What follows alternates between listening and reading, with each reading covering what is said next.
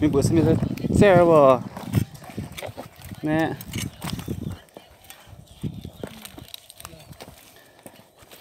nó tôi phụ lượng cho hạt đút nhá. mình có tính bỏ rồi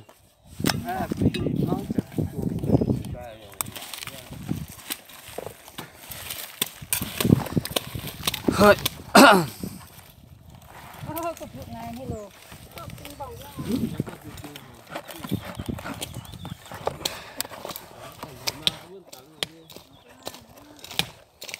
Mà hả tẩy con quá tẩy con. Ý sản cho chăm. Ồ quê con ý sản cho chăm cho nhà thôi.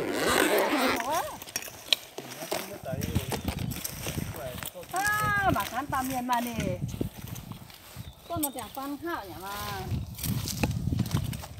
sẽ được càng khác ha Miền khác.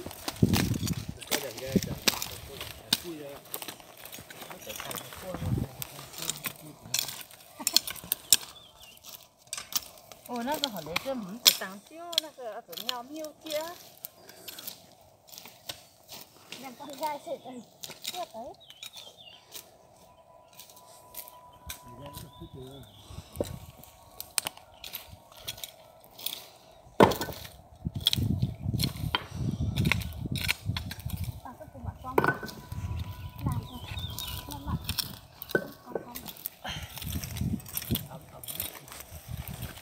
Anh thúc cần thêm chậm số đô này nhà giang tới bộ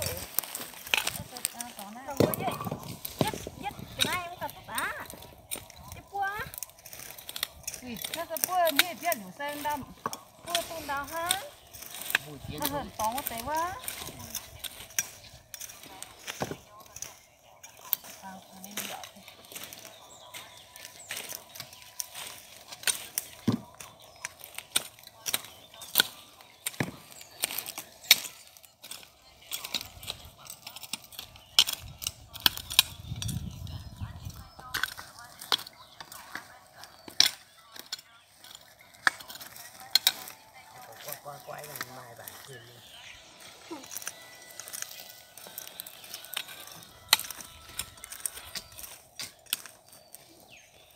từ lâu mạnh giảm từ rồi quét chậm quân cứ chậm rồi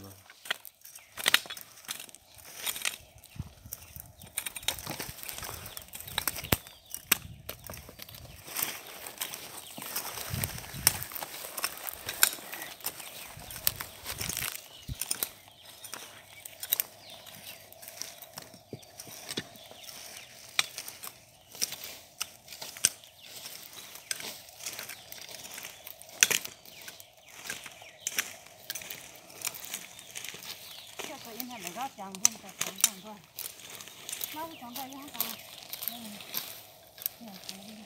cái con út nào á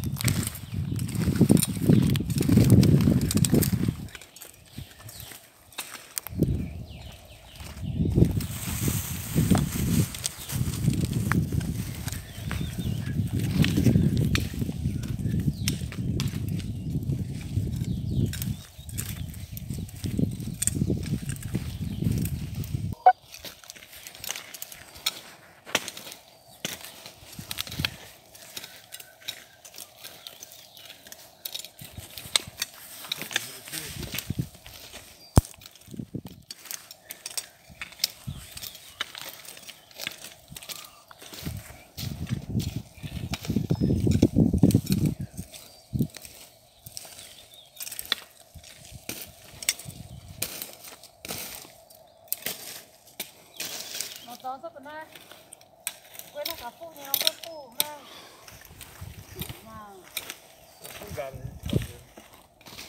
dân phụ này không mấy cả